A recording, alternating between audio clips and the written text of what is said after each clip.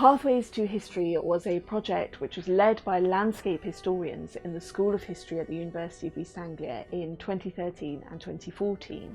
It was funded by the Arts and Humanities Research Council to investigate the history and archaeology of public rights-of-way in Norfolk, of which there are several thousand kilometres across the whole country. What we were really interested in as researchers was the question of how old our public rights-of-way network is and whether you could date a footpath or a bridleway or a green lane by looking at its physical features. Does it have old trees, old hedgerows? Is it sunken? Is it eroded? And can we match that up with the documentary evidence from historic maps, aerial photographs, other archival sources? We worked with around 70 individual volunteers who are really committed to the project, who surveyed about 265 kilometres of public footpaths around the county for us. And we also worked with a number of local parish-based groups who were doing in-depth studies of their public footpath network at a very local level. We provided training in how to do field work, in how to do documentary research, and how to photograph and map these paths on the ground. And we provided training to around 300 people around the county in a variety of different settings and different groups. My name's Bronwyn Tyler and I live in Thompson, and I was part of a team that took part in the footpaths project, surveying the footpaths of Thompson Parish. Well, I personally had some knowledge of the footpaths and development of them because I've studied the local history of Thompson for quite a number of years. And because they're well used in the village, we all knew them and walked them and had used them over time. But it was the ancient history we didn't really know too much about. The workshops and training sessions were very useful, partly because members of the team hadn't done that kind of thing before. So some of the most valuable probably were the ones we did at the UEA with the landscape team, because we began to understand some of the background in better detail of things like enclosure and the terminology used. The difference between, for instance, what makes a private and a public road is not what we would understand by private and public road today, that kind of thing. Being able to spend a bit more time on aspects in the record office such as enclosure maps and enclosure documents to understand a bit more about the reasoning and the system used. We were fortunate to have an ecologist in the village, so she taught us quite a lot about using plants in their widest sense to identify the potential age and usage of a path. So it was that kind of broader and deeper perspective I think we got a lot from. It helped us promote the paths better because we get a lot of visitors to Thompson using the paths, and so we have more knowledge about them. The most rewarding part I think is different for everybody. From my point of view, it was getting even more knowledge and greater understanding of how the village developed over time, the uses of the paths, particularly the ones that we discovered were medieval, and that they both go right past the church and clearly disappear into the distance. Were they part of a pilgrimage route or something like that, you know? So it widened and deepened all that, as well as asked a lot more questions. I think we really enjoyed just getting out together and looking at the paths with a whole new eye. You know, you go for a walk and it takes you, what, some of the paths probably only take you half an hour. They were taking us 2 to 3 hours because we were looking at everything in a different way and really enjoying that. Some of the people really enjoyed the photography side of it as well because they've got quite a keen interest in that. So yeah, it's different for everybody. We were really impressed with how supportive John and Sarah's team were. The local perception, and I'm sure it's true everywhere, rural perception is the UEA up there, you know, and they're all academic and they wouldn't want to know about a little place like this. We were really impressed with the time that they could spend with us and the help they could give us and how approachable everybody was. And we weren't treated by anybody as though we didn't know anything. And I think that makes a big difference because you can feel a bit overawed sometimes. My name is Sue Pennell and I moved to Beechamwell back in 1975 and was simply delighted to find that we had a lot of footpaths across the parish, and I walked many of them with the dogs. I was tasked with the job of planning a series of walks so that everybody in the village would know exactly where the paths ran. So I organised a series of 6 evening walks which covered all 24 rights of way. So really that was my job, but as I say, it was very much a whole village project. Sarah Spooner and John Gregory came out for one of our evening walks and they told people how to read the countryside and the hedgerows and the features, and that was absolutely brilliant. It was inspirational really, and since then I don't think any of us have walked down any of the paths without making a note of what's growing in the hedgerows, how old it is, and its effect, and the history it tells us about what was going on. We also had an exhibition in the village hall of everything that people had researched, which they thought it was very well done. They had maps and explanations on it.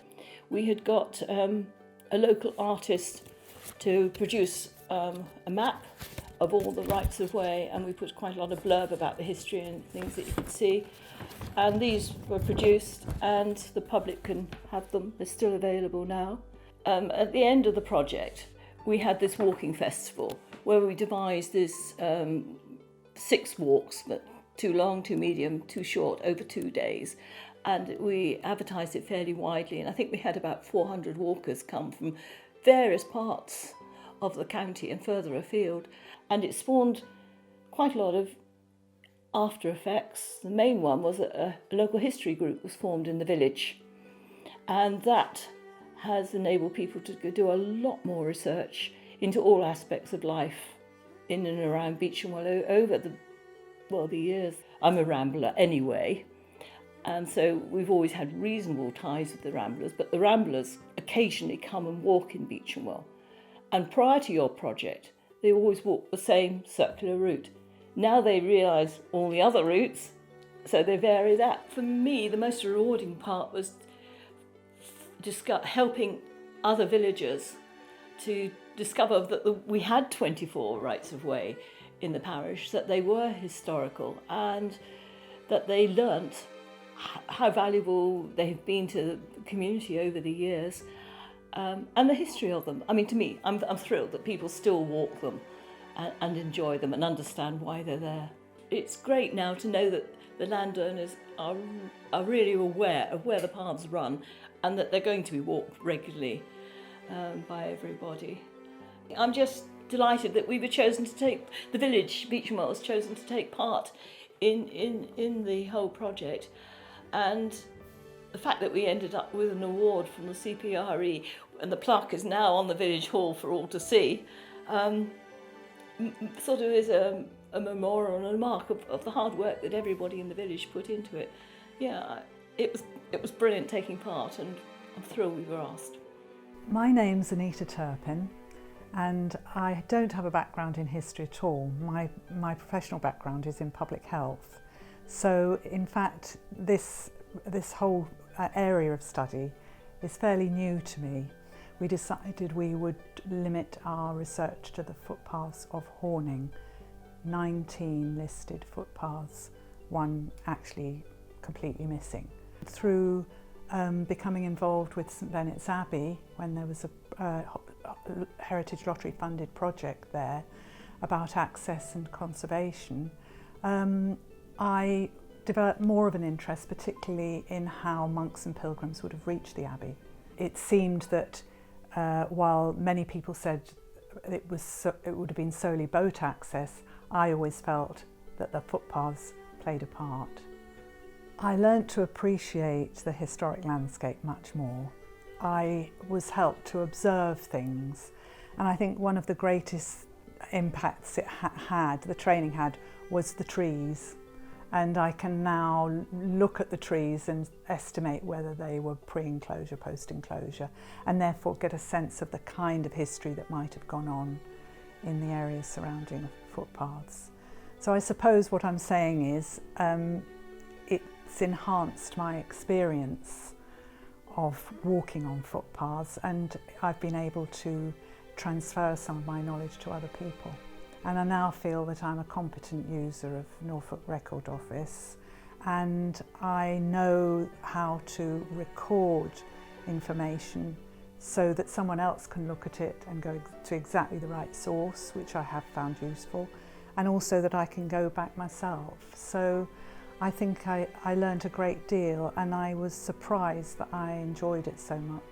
The other part was something I hadn't anticipated at all, which was the thrill of handling the historic documents. We found a wonderful map, which we called the hand-drawn map, which I have a copy of here, which I've kept myself. It was in the exhibition with permission. But that map was an item which Anne and I were absolutely thrilled to find, because it had a human hand behind it, and also had the hand of God, which is represented on the flag of St Benet's Abbey. It's a little indication of a route to take on this map, and it just seemed to bring everything together. I found it actually quite moving to see, and in some cases handle, documents which another person had actually physically created hundreds of years ago. I think that gave me a real connection with the past that I hadn't anticipated at all. And also at that time I did a bit of research on the effect of landscape on mental health. I think it helped me a great deal personally to be out in the landscape and being affected by not only the beauty of the landscape, but I also think that there were times when I felt that, you know, I was walking on a path that other people had walked before, particularly the restricted byway leading to St Benet's, which was part of the historic causeway. And even now when I walk along that, I think about all the different types of people who would walk along there: monks, pilgrims, travellers, salespeople, if you like. And so it creates a connection which I think actually helps your sense of time, your place in the world, all of which helps with your mental well-being. The work, I think, has supported tremendous spin-offs, which perhaps wouldn't have happened if I hadn't participated in the project. I became much more interested in St Benet's Abbey, and this year I'm the project lead for the St Benet's Abbey 1000 Years project, which is an HLF funded project, a series of events throughout the year to draw people's interest into St Benet's Abbey and its history, to tell the stories, and so that we can keep St Benet's Abbey in people's hearts and minds. Who knows what will happen next? I don't know, but I think it's because within this community there's someone who got named the footpath lady at one point, who's interested in the history of the landscape. That's one reason why these things have happened. Only one reason, but I think it contributed to the mix.